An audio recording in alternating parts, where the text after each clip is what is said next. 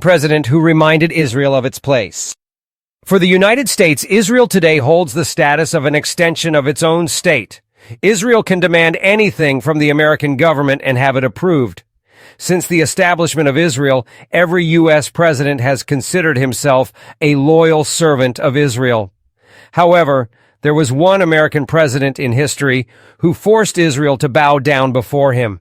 He outright rejected any compromise on Israel's coercion, pressure, and illegal actions. Instead, he pressured Israel to immediately reverse its illegitimate actions or face severe consequences.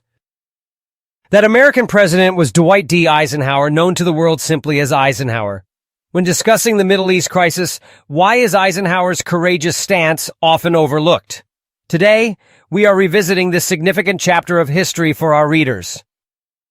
It was October 1956 when Israel secretly allied with Britain and France to launch an attack on Egypt and overthrow President Nasser.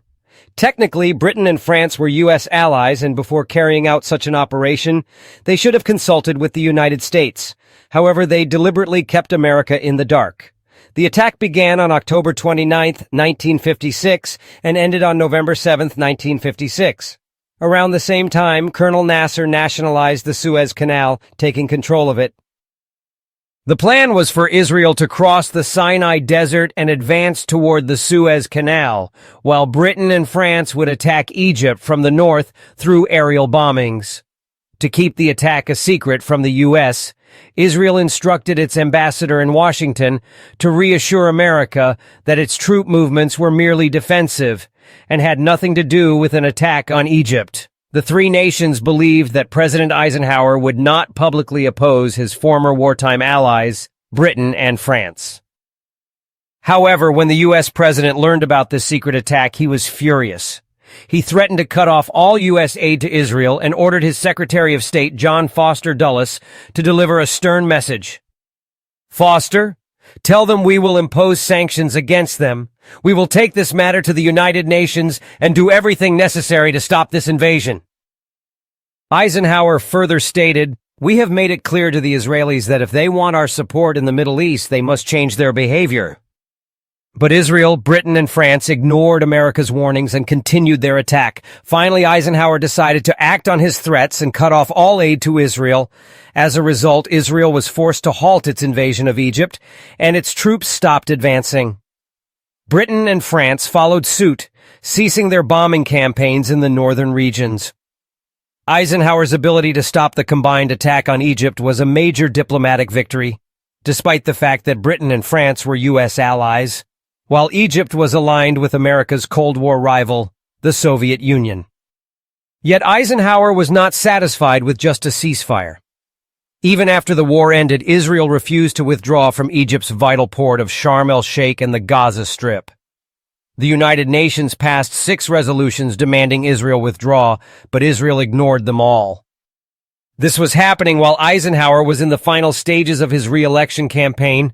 American political analysts believed that pressuring Israel so heavily would cost him the election, since losing the support of American Jews was almost a guaranteed political defeat. However, surprisingly, Eisenhower won his re-election with an even greater margin than before. In 1952, he received 36% of the Jewish vote, but in 1956, he secured 40%. As the pressure on Israel to withdraw increased, Jewish political lobbies in the U.S. intensified their efforts against Eisenhower. At one point, former First Lady Eleanor Roosevelt, ex-President Harry Truman, and several Republican and Democratic senators personally met Eisenhower to urge him to ease his stance. They even warned Secretary of State John Foster Dulles that America and Israel might part ways over this issue. Dulles calmly responded, "You need to rethink your threats. Clearly, all of America's foreign policy cannot be dictated from Jerusalem." He continued, "I know how difficult it is to carry out a foreign policy in this country without Jewish support, but I will still try to create an independent policy." He added, "This does not mean I am an enemy of Israel, but I believe in George Washington's words that emotional attachments should not dictate national policies." In 1957, Eisenhower addressed the American public on television, stating, Can a country that invades another and refuses to comply with the United Nations be allowed to dictate its own withdrawal terms? He further warned, if we accept that aggression can solve disputes, then we are pushing the world toward chaos and anarchy. The White House was flooded with letters and telegrams from pro-Israel supporters condemning him, but the determined president stood firm, and if Israel did not withdraw completely from Sinai and Gaza, the U.S. would support UN sanctions against Israel, end tax-exempt status for donations collected for Israel. Finally, Eisenhower's unwavering stance forced Israel to surrender, leading to its withdrawal from Sharm el-Sheikh and Gaza, the former U.S. president Israel in its place. Commenting on Eisenhower's bold actions, his biographer Stephen E. Ambrose wrote, by insisting on the authority of the United Nations, upholding treaties, and advocating for the rights of all nations, Eisenhower elevated America's global standing to an unprecedented level. The U.S. ambassador to Cairo, Raymond Hare, sent a telegram to the White House stating, America has suddenly emerged as a champion of truth. These words about America carry great significance today. Currently, U.S. global reputation is at an all-time low. The flag is trampled in protests worldwide. Almost everyone resents U.S. policies.